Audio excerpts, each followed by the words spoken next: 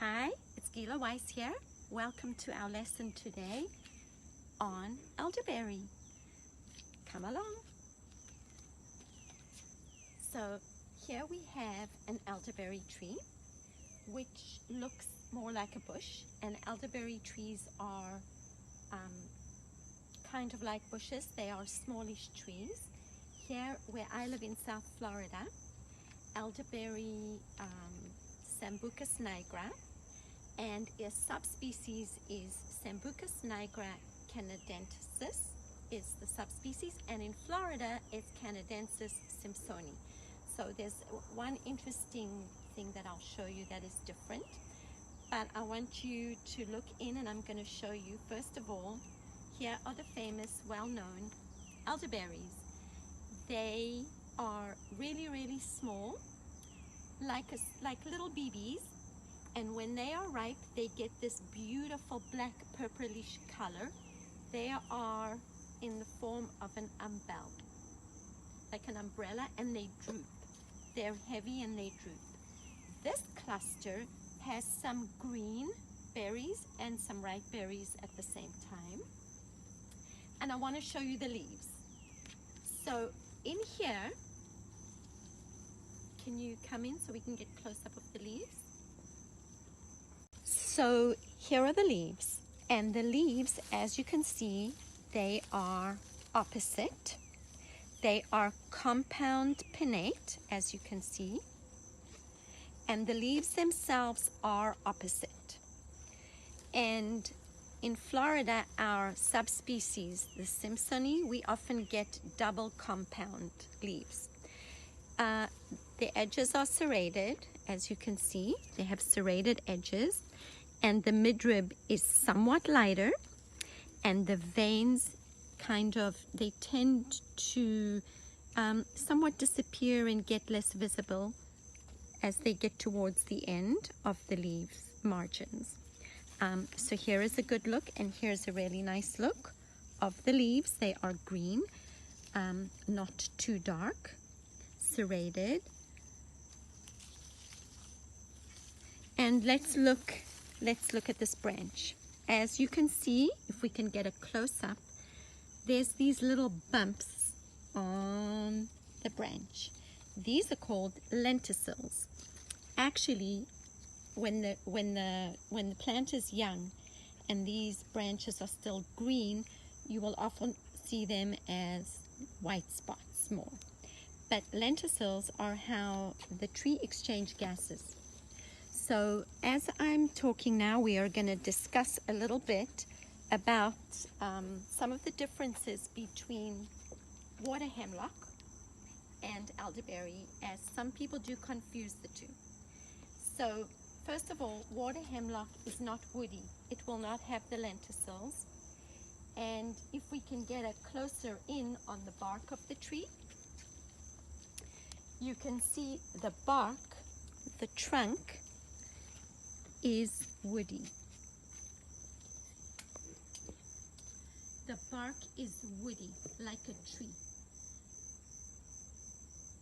And as it ages, it furrows. So as the tree ages, the bark actually gets furrowed, and you can see this tree. And this is really different. Water hemlock is herbaceous and does not have a wood bark trunk. And the branches are usually actually green with either purple splotches on them, or so this is a younger elderberry tree, and as you can see, this is the bark. It is not as furrowed as the other one, and it's still woody, and it's so obvious. You can see the lenticels and the leaves and the beautiful flowers. So here we have some flowers, and if you can see up close, they have 5 white petals and 5 creamy yellowish stamens. They're typically in an umbel, like the berries. We already have some over there, and they are edible, fragrant, Oh, they do. They have a sweet, sweet smell about them. So people make wine out of these as well. They're delicious as a tea. They can be dried for teas. And some people just take them whole, dip them in flour, and deep fry them. People here in the South do that. But they are sweet and fragrant and really, really pretty.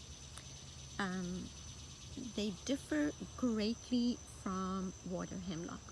Water hemlock typically from afar looks like an umbel, but when you come in, each flower is its own mini umbel, which is not at all the case here, as you can see. And the flowers are not as popular, as well known. They don't enjoy the same status as the berries, the elderberries. However, they have a long history and tradition of medicinal use. The tea, made a tea from the flowers and given for fevers. They have a long history of being used for fevers as a diaphoretic. It causes sweating and can help with fevers. They are used in flu and cold and even for colic symptoms, and together with hawthorn and some of those other goodies can be really good for the pulmonary. And there are some women issues as well that elderberry flowers can be very nice, lovely, and helpful. So I wanted to show you that you can grow roots, and I sometimes like to take off a little branch. Some of them will regrow roots and some will not. Typically I get the ones with the lenticels on, and that way I feel like I'm giving back because I will grow it elsewhere, grow a whole other tree from the little bit of tree that I took. I have some here as well that has leaves, that has roots. This one does not. I wanted to show you, this one does. And I would have planted them before, but I wanted to keep this so that I could show you that this is doable. And I will show you over here the leaves. As you can see, the opposite compound pinnate little leaves over here. And when I plant this, you want to plant it in one of the moist areas. So some people plant them if you are close to a lake or a river or a stream, or you know, if there's water that goes downhill, or close to the gutters, anywhere that the soil is going to be nice and moist. The other thing that you can do is I like to soak the seeds in water, the berries, the ripe berries in water for a day or so until they're mushy and I can mush them, and then it's easy to just separate the seeds out and dry them.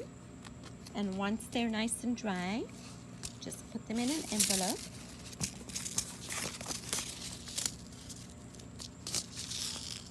Sambucus nigra, canadensis, simpsoni, and put it away for planting. So you can do that as well.